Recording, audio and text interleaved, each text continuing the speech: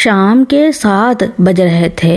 65 वर्षीय retired master जी अपनी balcony में पुरानी लकड़ी की कुर्सी पर बैठे थे। उनके सामने चाय का प्याला रखा था जो पूरी तरह ठंडा हो चुका था।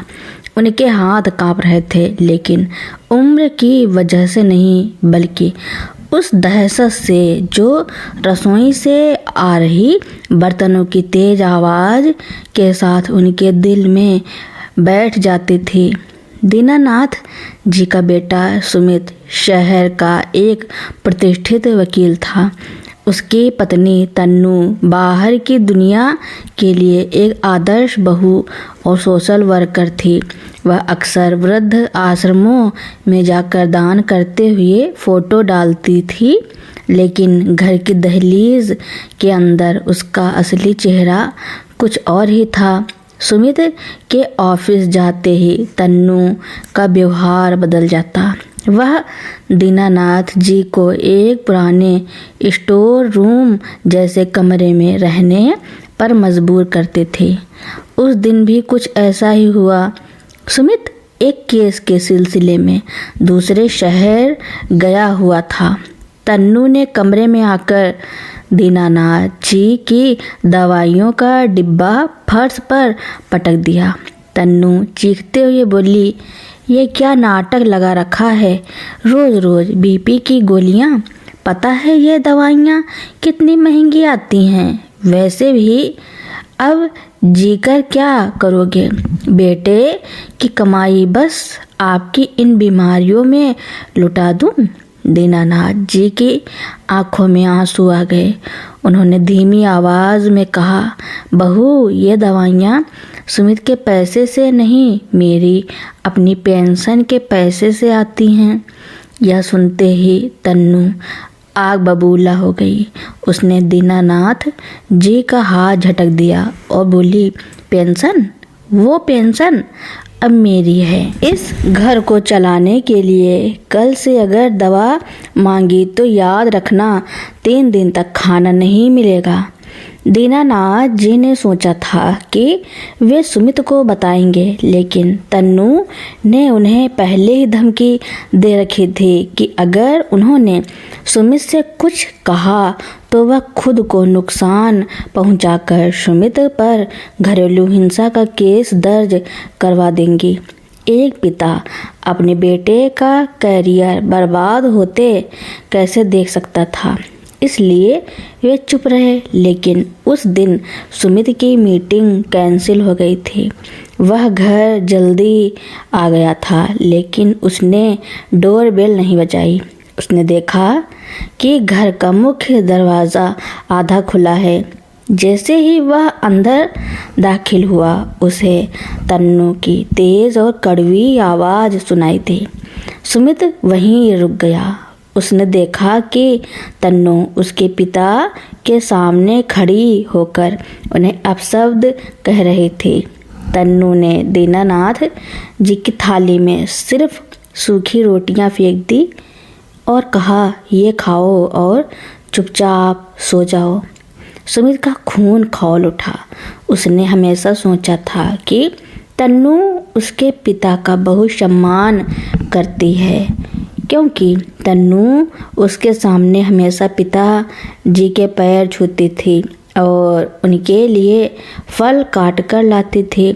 सुमित कमरे के अंदर दाखिल हुआ। तन्नू उसे देखकर एकदम से सहम गई। उसका चेहरा सफ़ेद पड़ गया। तन्नू हकलाते हुए बोली, सुमित, तुम इतनी जल्दी? मैं तो बस पिताजी को खाना दे रही थी। सुमित ने थाली उठाई और उसे तन्नू की तरफ बढ़ाया। सुमित शांत लेकिन कठोर आवाज़ में बोला, यही खाना तुम खाओगी तन्नू अभी? और पिताजी की पेंशन के पैसे कहाँ हैं? तन्नू बहाने बनाने लगी। अरे वो तो मैंने घर के खर्च के लिए। सुमित ने अपने फ़ोन में रिकॉर्डिंग बटन ऑन किया।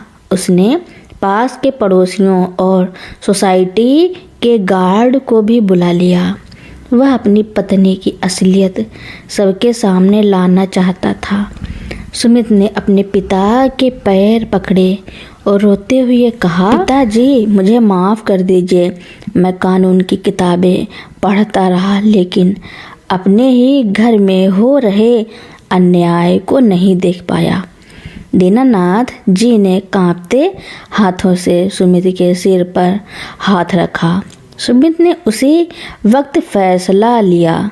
उसने तन्नू का सामान पैक किया और उसे उसके मायके छोड़ने का फैसला किया। सुमित ने कहा, तन्नू, जो स्त्री बुजुर्गों का सम्मान नहीं कर सकती वह इस घर की बहू होने के लायक नहीं। तुम सोशल वर्क का ढोंग करती हो, अब दुनिया को तुम्हारा असली चेहरा दिखाएगा। सुमित ने तन्नू के खिलाफ प्रताड़ना का केस दर्ज करने की चेतावनी दी और उसे घर से बाहर निकाल दिया। उस दिन दीनानाथ जी के कमरे की खिड़कियां फिर से खुली और घर में डर का सन्नाटा नहीं बल्कि पिता पुत्र की बातचीत की खुशबू महकने लगी। तन्नू के घर से निकलने के बाद कहानी में एक नया मोड़ आया।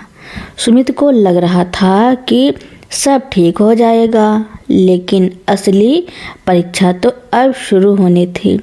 तन्नू इतनी आसानी से हार मानने वालों में से नहीं थी। मायके पहुंचते ही उसने अपनी माँ के साथ मिलकर एक नई साजिश रची। 2 दिन बाद ही सुमित के घर पुलिस आ धमकी। तन्नू ने सुमित और दीनानाथ जी पर दहेज उत्पीड़न और घर से निकालने का झूठा केस दर्ज करवा दिया था। जब पुलिस इंस्पेक्टर घर आया तो सुमित बिल्कुल शांत था। इंस्पेक्टर बोला, सुमित जी, आपकी पत्नी ने आप पर और आपके बुजुर्ग पिता पर गंभीर आरोप लगाए हैं। हमें आपको थाने ले जाना होगा। दीनानाथ जी घबरा गए। उनकी आंखों में वही पुराना खौफ लौट आया। बेटा, मैंने कहा था ना, वह हमें नहीं छोड़ेगी। मेरी वजह से तुम मुसीबत में पड़ गए। सुमित ने मुस्कुराकर पिता का हाथ पकड़ा। पिताजी, मैं एक वकील हूँ। मैंने उस दिन सिर्फ रिकॉर्डिंग नहीं की थी बल्कि कुछ और भी किया था। सुमित ने इंस्पेक्टर को अपने घर के हॉल में ले जाकर कोने में लगे एक छोटे से सीसीटीवी कैमरे की तरफ इशारा किया।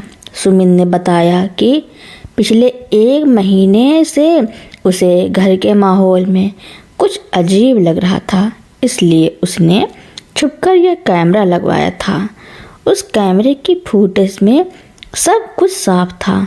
तन्नू का दीनानाथ जी का धक्का देना, उनकी दवाइयाँ फेंकना और सबसे बड़ी बात उस दिन की फुटेज जिसमें तन्नू खुद को शीशे के सामने खड़े होकर खरोंच मार रही थी ताकि पुलिस को झूठे निशान दिखा सके। इंस्पेक्टर ने जैसे ही वह वीडियो देखा उसका सिर चकरा गया।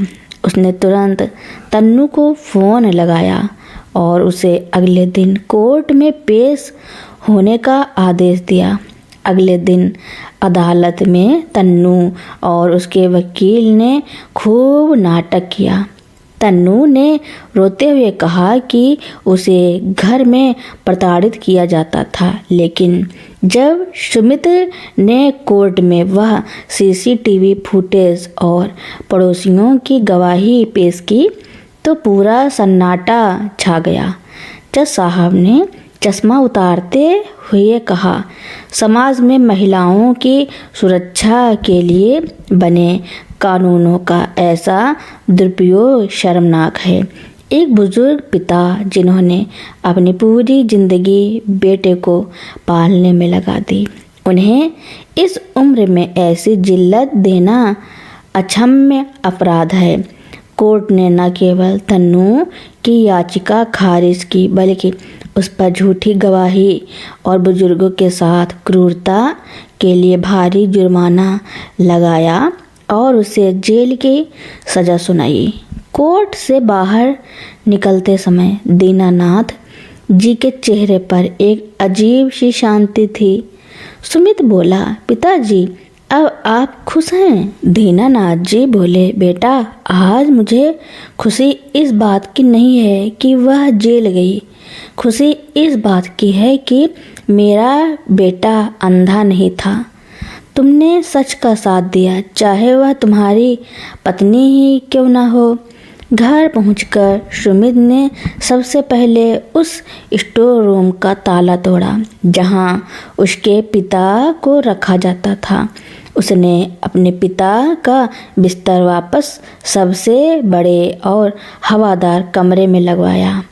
अब उस घर में बर्तनों की खनक से डर नहीं लगता था, बल्कि सुबह सुबह दीनानाथ जी के भजनों की आवाज़ और सुमित के खिलखिलाने की आवाज़ें गूंजती थी।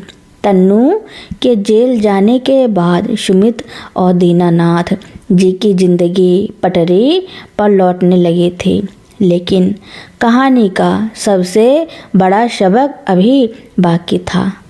कुदरत का न्याय केवल सजा देने तक नहीं रुकता, वह इंसान को उसके किए का एहसास भी करवाता है। 1 साल बीत चुका था। तन्नू जेल से बाहर आ चुकी थी, लेकिन समाज में उसकी बदनामी इतनी हो चुकी थी कि उसके अपने माता पिता ने भी उससे पल्ला झाड़ लिया। वह एक छोटे से किराए के कमरे में रहने लगी और एक मामूली सी नौकरी करने लगी। एक दिन तन्नू बाजार से गुजर रही थी कि उसकी नज़र एक आलीशान कार पर पड़ी। कार रुकी और उसमें से सुमित उतरा। उसने दूसरी तरफ का दरवाज़ा खोला और बड़े सम्मान के साथ दीनानाथ जी का हाथ पकड़कर उन्हें बाहर निकाला। दीनानाथ जी अब पहले से कहीं ज़्यादा स्वस्थ और खुश दिख रहे थे। सुमित उन्हें एक बड़े आई हॉस्पिटल ले जा रहा था। तन्नू एक पेड़ के पीछे छिपकर यह सब देख रही थी। उसने देखा कि सुमित अपने पिता के जूतों के फीते खुले देखकर नीचे झुका और बड़े प्यार से उन्हें बांधने लगा। यह देखकर तन्नू की आंखों में आंसू आ गए। उसे याद आया कि कैसे वह इन्हीं बुजुर्ग के पैरों को ठोकर मारती थी। अस्पताल के अंदर सुमित और दीनानाथ जी डॉक्टर का इंतजार कर रहे थे। तभी वहाँ एक महिला स्ट्रेचर पर लेटी हुई चिल्ला रही थी। वह महिला कोई और नहीं, तन्नू की अपनी माँ थी, जिसे अचानक दिल का दौरा पड़ा था। तन्नू बदहवास होकर वहाँ पहुँची, लेकिन उसके पास अस्पताल की फीस जमा करने के लिए पैसे नहीं थे। वह रिसेप्शन पर गिड़गिड़ा रहे थे। दीनानाथ जी की नज़र तन्नू पर पड़ी। सुमित ने उसे अनदेखा करना चाहा, लेकिन दीनानाथ जी ने सुमित का हाथ पकड़ लिया।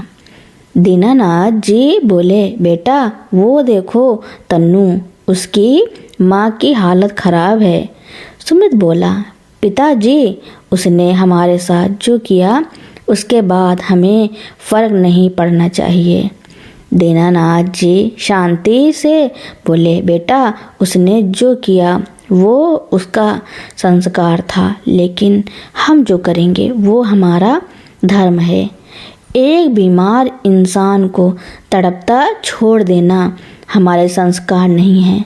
सुमित ने अपने पिता की महानता के आगे सिर झुका दिया।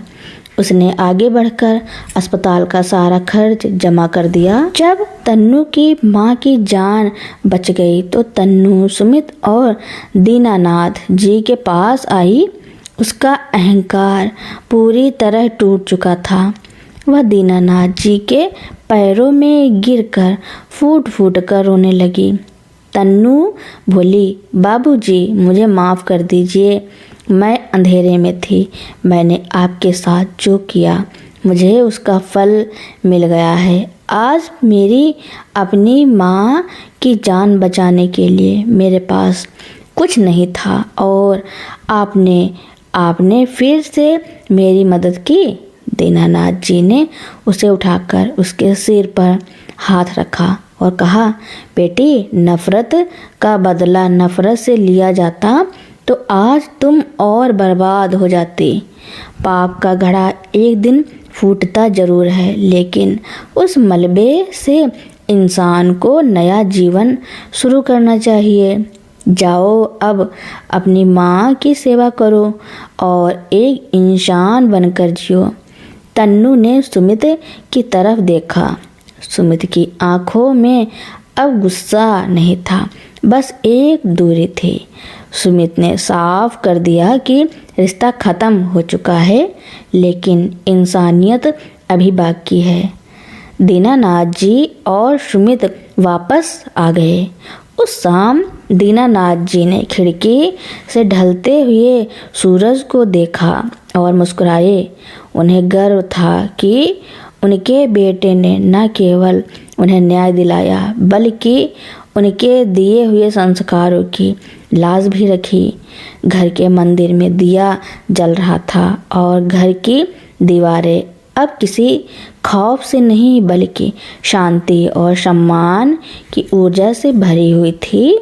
तन्नू के जाने और उस कड़वे अध्याय के बंद होने के बाद सुमित के घर में शांति तो थी, लेकिन एक खालीपन भी था। दीनानाथ जी खुश थे, पर उन्हें अपने बेटे के चेहरे पर छाई वो खामोशी खटकती थी। सुमित अब घर और ऑफिस के बीच मशीन बन गया था। सुमित के ऑफिस में एक नई कानूनी सलाहकार आई, आस्था सुलझी हुई, शांत और बेहद प्रतिभावान थी। एक दिन ऑफिस के फाइलें घर पहुंचानी थी तो आस्था सुमित के घर पहुंची। वहां उसने देखा कि दीनानाथ जी अकेले बरामदे में बैठे अखबार पढ़ने की कोशिश कर रहे थे, पर चश्मा मेज पर दूर रखा था। आस्था ने बिना किसी हिचकिचाहट के आगे बढ़कर चश्मा उठाया और बड़े आदर से उन्हें पहना दिया। दीनानाथ जी ने सिर उठाकर देखा। उस लड़की की आंखों में वही चमक और सम्मान था जो शायद उन्होंने सालों पहले अपनी पत्नी में देखा था। सुमित ने आस्था को चाय के लिए रोका। बातचीत के दौरान दीनानाथ जी को अचानक खांसी का दौरा पड़ा। सुमित अभी उठा ही रहा था कि आस्था बिजली की फुर्ती से किचन की तरफ दौड़ी। उसने न केवल पानी दिया, बल्कि अदरक और शहद का एक घरेलू नुस्खा तैयार करके उन्हें पिलाया। वह दीनानाथ जी से ऐसे बात कर रही थी जैसे वे उसके अपने सगे दादाजी हों। दीनानाथ जी ने सुमित की तरफ देखा और उनकी आंखों में एक सवाल था। कुछ दिनों बाद दीनानाथ जी ने सुमित को अपने पास बिठाया। दीनानाथ जी बोले, बेटा, तन्नू ने जो घाव दिए, क्या तू उन्हें लेकर ही पूरी जिंदगी बिता देगा? आस्था एक अच्छी लड़की है और उससे भी बड़ी बात, वह एक अच्छी इंसान है। सुमित हिचकिचाया। पिताजी, मैं अब किसी पर भरोसा करने से डरता हूँ। अगर फिर से वही सब हुआ तो? दीनानाथ जी मुस्कुराए। बेटा, एक कड़वे अनुभव की वजह से मिठाई खाना नहीं छोड़ते। इस बार फैसला मैं नहीं, मेरा अनुभव करेगा। सुमित ने आस्था से अपनी पिछली जिंदगी के बारे में सब कुछ सच सच बता दिया। आस्था ने ध्यान से सुना और कहा, सुमित, रिश्तों में डर की नहीं, साझेदारी की जरूरत होती है। मैं आपके घर की बहू बनकर नहीं बल्कि बाबूजी की बेटी बनकर आना चाहती हूँ। दोनों की शादी हुई। शादी से पहले ही दिन आस्था ने एक काम किया जिसने सबका दिल जीत लिया। उसने घर के मुख्य द्वार पर एक नेम प्लेट लगवाई जिस पर लिखा था दीनानाथ जी का निवास संस्कार कुटीर। उसने सुमित से साफ कह दिया, इस घर की नींव बाबूजी हैं, हम तो बस इसकी दीवारें हैं। आज सुमित का घर खुशियों से चहक रहा था। दीनानाथ जी अब बालकनी में अकेले नहीं बैठते। उनके पास अब आस्था के रूप में एक बेटी है जो उनकी पुरानी कहानियाँ सुनती है और उनका ख्याल रखती है। दूसरी तरफ तन्नू को अपनी गलतियों का एहसास तो हुआ, लेकिन उसने जो सम्मान और परिवार खोया था वह उसे कभी वापस नहीं मिला। वह आज भी एक साधारण जीवन जी रही है और अक्सर दूर से उस घर को देखती है जहां कभी वह राज कर सकती थी अगर उसने ममता और सम्मान को चुना होता। तो दोस्तों, मेरी कहानी सुनने के लिए आपका बहुत बहुत धन्यवाद। ऐसी ही कहानियाँ सुनने के लिए मेरे चैनल को लाइक, कमेंट, शेयर, सब्सक्राइब एवं बेल आइकन का बटन दबाना ना भूलना ताकि मेरी नई नई कहानियाँ आप तक पहले ही पहुँचती रहें।